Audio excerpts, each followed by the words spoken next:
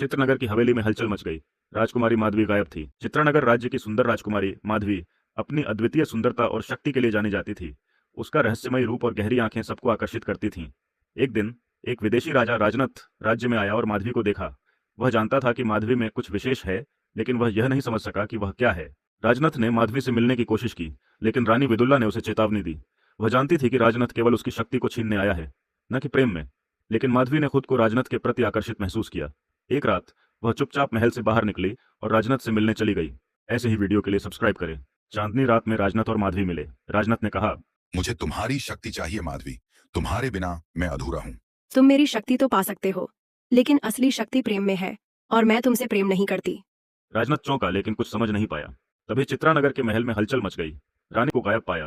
वह चिंतित हुई, क्योंकि उन्हें एक प्राचीन भविष्यवाणी याद आई थी। माधवी में एक ऐसी शक्ति थी जिसे केवल प्रेम ही नियंत्रित कर सकता था।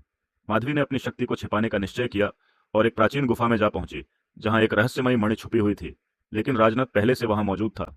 राजनथ ने पूछा, क्या तुम अपनी शक्ति को बचाने के लिए सब कुछ दांव पर लगाने को तैयार हो? माधवी ने दृढ़ता से कहा। यह केवल शक्ति का सवाल नहीं। माधवी ने मणि को पकड़ लिया और अपनी शक्ति को राजनथ से छुपाए रखा।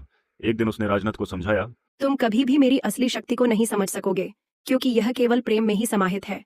यह मेरे दिल का सवाल है। राजनथ ने महसूस किया कि वह जितना चाहे वह माधवी का दिल नहीं जीत सकता।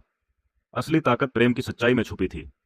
कहानी ने यह सिद्ध कर दिया कि शक्ति और प्रेम का असली स्वरूप केवल दिल से समझा जा सकता है, और वह किसी के वश में नहीं होता।